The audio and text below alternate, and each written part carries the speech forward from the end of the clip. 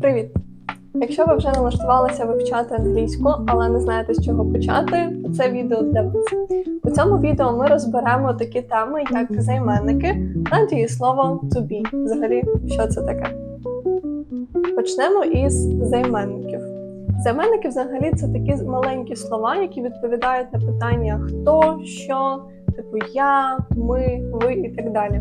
В англійській мові вони називаються subject pronouns, але все, що вам потрібно про них знати, це те, що вони допомагають описати, хто виконує дію. В англійській мові маємо 7 займенників. Давайте пройдемося по кожному з них. Перший – це I – я, you – ти, ви. І ви – це може бути або ввічливе звернення до однієї людини, або до групи людей. Наступне – це we – ми, they – вони, he – він, she – вона, it – воно. Тут ми з вами зупинимося більш детально на таких двох займенниках, як it і they. Важливо знати, що в англійській мові всі предмети, явища, тварини у більшості і все, що не відноситься до людей у однині, ми використовуємо займенником it. Що це означає? Якщо ми маємо таке речення, як «В мене є книга, вона цікава», вона не буде перекладатися як «she», а буде перекладатися як «it». Отже, I have a book, it's interesting. Що з приводу they? Його ми використовуємо з іменниками у множині і коли говоримо про предмети, і коли говоримо про людей. Це не має різниці. Друзі, автомобілі, книжки, взагалі. Все буде they. Чудово. Ми з вами розібралися з займенниками. І наша наступна тема – це дієслово to be. Якщо ви хоча б раз вивчали англійську мову, то чули про це дієслово і, можливо, навіть чули, що воно дуже важливе. Але чому? Це слово використовується у багатьох граматичних конструкціях та ситуаціях, а отже, воно буде зустрічатися вам на всьому вашому шляху вивчення англійської мови.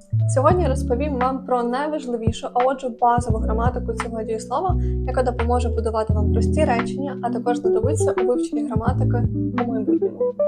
Саме слово be перекладається як бути кимось або чимось. Наприклад, я є викладачем, будемо вживати be. Або вона є щасливою, також будемо вживати be. Але при перекладі це слово be, воно не залишається ось в цій формі, воно має 3 форми, які нам потрібно знати. А отже, am, are, is. Так? Зараз повернемося до прикладів. Але як взагалі зрозуміти, яку форму цього дієслова нам потрібно вжити? Це залежить від наших займенників. Отже, повернемося до них. Займенником I використовуємо am. You are. They are. We are. He is. She is. It is. Давайте спробуємо перекласти наші приклади. Отже, я є викладачем. I am a teacher. Вона є щасливою. She is happy. І також додамо ще один приклад. Вони є вдома. They are at home. Питання до вас. Якщо я використовую ці самі речення, але без слова «є» в них. Наприклад, я викладач, вона щаслива, вони вдома. Чи потрібно мені використовувати це дієслово to be? Так. Нам необхідно його використовувати. Чому? Тому що це є така різниця між українською та англійською граматикою, насправді. Якщо в українській мові ми можемо використовувати речення без слова «є», тобто без дієслова, він сумний, так, вона лікар і так далі. В англійській мові це так не працює. Завжди використовуємо дієслово to be, коли ми не маємо основного дієслова. Що таке основне дієслово? Це такі слова, як ходити, писати, рахувати, читати і так далі. Отже, найважливіше, що вам потрібно вивчити з цього відео, це те, що в нас обов'язково повинно бути дієслово у реченні в англійській мові. Так, наприклад, вона читає, він працює. Але якщо цього дієслова немає, замість нього завжди використовуємо дієслово be. Пригадуємо, в одній з його 3 форм, так? Am, are, is. зробимо невеличкий тест на те, як ви засвоїли цю тему. На екрані ви побачите декілька речень, у яких буде пропущене слово. Замість цього пропуску вам потрібно ставити одну з форм дієслова to be – am, are, is. Ставте відео на паузу, продумайте свої відповіді і потім повертайтеся до перегляду правильних відповідей разом зі мною.